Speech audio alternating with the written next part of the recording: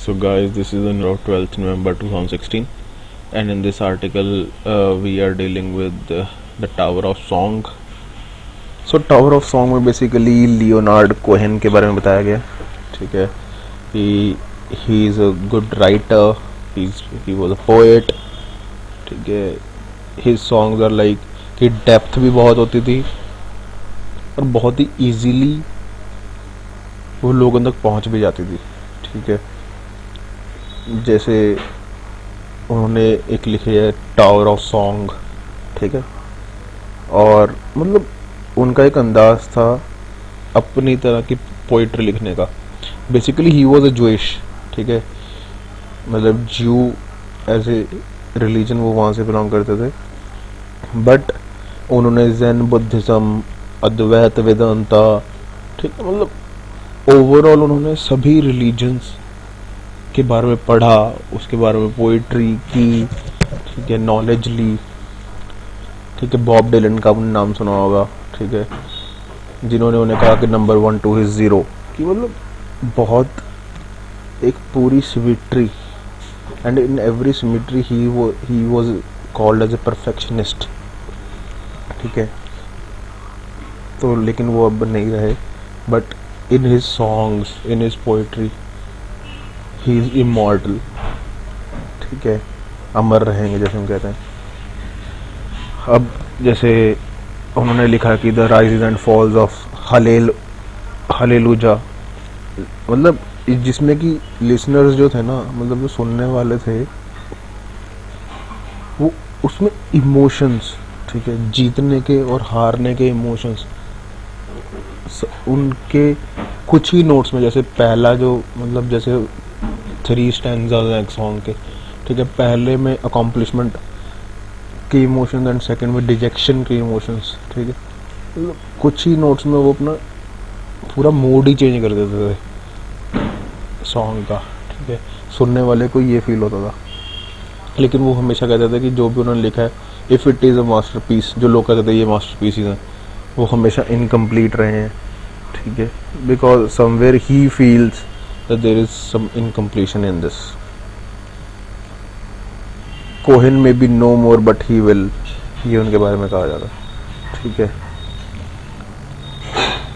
तो Leonard Cohen related to poetry, singing.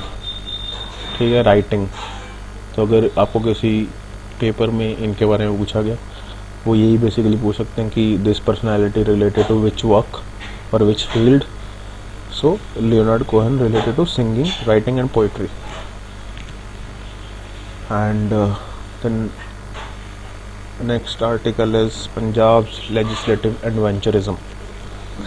अब Punjab legislative adventurism में क्या है? देखो, पहले एक बड़ा सिनेरियो लेते हैं वहाँ जहाँ पे कि एग्जीक्यूटिव, लेजिस्लेटिव और जुडिशरी इकट्ठे होकर काम करते हैं और डेमोक्रेसी को बढ़ाते हैं. ठीक है. सभी तरफ स्प्रेड करते हैं. लेकिन कभी कभी अब सॉरी, जैसे हमारा कॉन्स्टिट्यूशन लिखा गया है, इसमें कुछ एक्सेप्शंस हैं. जैसे आर्टिकल 129 के अंदर ये लिखा गया कंटेम्प्ट ऑफ कोर्ट का, कि अगर सपोज करो कोर्ट ने, सुप्रीम कोर्ट ने कोई वर्डिक्ट दे दिया, और जिसको वो वर्डिक्ट दिया, सपोज गवर्नमेंट को एक वर्डिक्ट दे दिया, अब गवर्नमेंट ने उसे मानने से इनकार कर दिया. अब government is group of executives. ठीक है. कोई एक तो है नहीं जिसपे कंटेम्प्ट ऑफ कोर्ट लगा दिया जाए. तो government is a group of executives. तो किसकी रिस्पॉन्सिबिलिटी और किसकी अकाउंटेबिलिटी है जिसने वो नहीं माना? ऐसे तो है नहीं कि प्राइम मिनिस्टर को कह दो, ठीक है, कि भाई तुमने नहीं माना. The question is government. Government नहीं मानती तो सुप्रीम कोर्ट के पास क्या क्या चीज़ें हैं अगर उनका कहा हुआ जजमेंट कोई नहीं मानता तो? पहले तो क्वेश्चन ये है.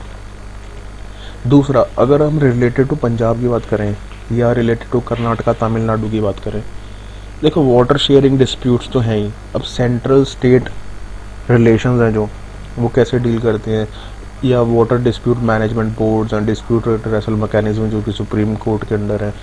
ठीक है. इंटर स्टेट डिस्प्यूट्स को हैंडल करने के लिए भी सुप्रीम कोर्ट है. अब पंजाब के रिलेटेड क्या है?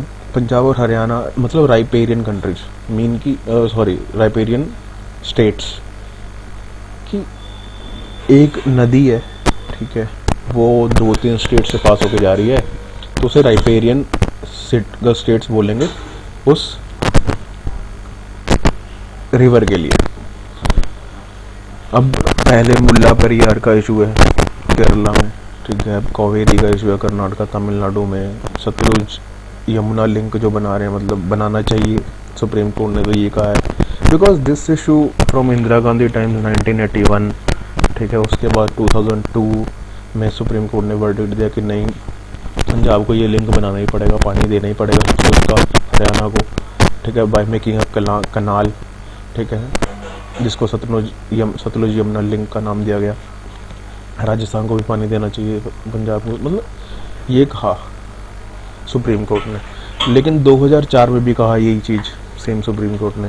लेकिन अब क्या हुआ कि 2004 में मतलब पंजाब लेजिस्लेचर ने एक लॉ पास कर लिया अपने ही लेजिस्लेटिव असेंबली में कि जो भी हमारे पुराने वाटर शेयरिंग एजेंडा थे वो सभी खारिज कर दिया जाए, मतलब ख़त्म कर दिया जाए और कोई पानी नहीं शेयर होगा।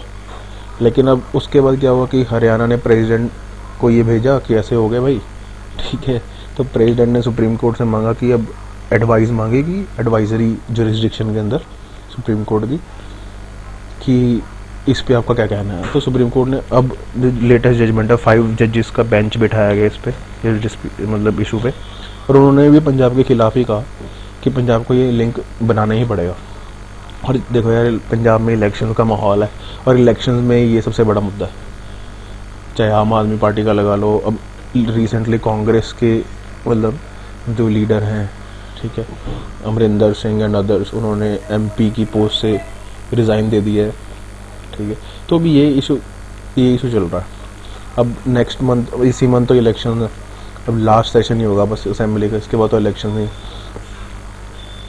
तो अब ये सिचुएशन कैसे हैंडल होगी? हरियाणा वाले कह रहे हैं कि हरियाणा ने अभी मैंने आज ही पढ़ा कि बसें बंद कर दी हैं पंजाब को, कि बसेस बंद कर दी हैं, ठीक है। तो ये तो चलेगा और इलेक्शंस के टाइम में तो यही मुद्दा बनेगा कि पंजाब का पानी देना चाहिए, क्योंकि Punjab is an agrarian economy, 70% Punjab state is an agrarian economy and water is very important. और पंजाब का जो ग्राउंड वाटर लेवल है वो भी कम होता जा रहा है। जो हमारा नॉर्थ वेस्टर्न एरिया है, जैसे पंजाब हो गया, हरियाणा हो गया, राजस्थान हो गया, अपर राजस्थान, नॉर्थ और राजस्थान लगा लो, तो उसका भी मतलब ग्राउंड वाटर लेवल कम होता जा रहा है। तो ये रिवर्स का पानी बहुत इंपॉर्टेंट है और पूरी इकॉनमी का इस पर इम्पैक्ट पड़ेगा, ठीक है। सो दैट्स वाई पंजाब वाले कह रहे हैं कि हम पानी नहीं देंगे, but supreme court under federalism, centre state federal, देखो अगर 2 स्टेट्स में डिस्प्यूट है ना, तो सेंटर को उसका रेजोल्यूशन देना चाहिए। अब सेंटर में बीजेपी है और पंजाब में मतलब अकाली दल है, सॉर्ट ऑफ मतलब tilted towards BJP, and Haryana में भी मतलब गवर्नमेंट है। तो मतलब इनका जो नेक्सस है, ये जो सॉल्यूशन है इस डिस्प्यूट का, ये सेंटर को सॉल्व करना चाहिए। अब सेंटर पुश करेगा तो ये काम चलेगा। सेंटर स्टेट रिलेशंस फेडरलिज्म में बहुत इंपॉर्टेंट है। और अगर हर एक जुडिशियल जजमेंट को ऐसे ही स्टेट लेजिस्लेचर मतलब पूरे का पूरा तख्ता पलट कर दे रहेंगी, तो जुडिशरी एज एन इंस्टीट्यूशन, उसमें ट्रस्ट कम होता है लोगों का, ठीक है, कि वो तो कुछ कर ही नहीं सकते, तो ऐसा लगता है लोगों में, ये फील जागता है। But for working for a democracy, ठीक है, डेमोक्रेसी की प्रॉपर वर्किंग के लिए institutions are the pillars. Institutions बहुत इंपॉर्टेंट है और उसमें ट्रस्ट लोगों का बहुत इंपॉर्टेंट है, so that they can work efficiently. So इसमें ये सॉल्यूशन है कि पंजाब को नेगोशिएट करना चाहिए rather than completely rejecting this कि नहीं हम तो पानी देंगे। Negotiation is very important. So let's see if negotiation, एक टेबल पे सारे स्टेक होल्डर्स आते हैं और नेगोशिएशन होता है। So guys, these are our 2 articles for today. Thank you very much.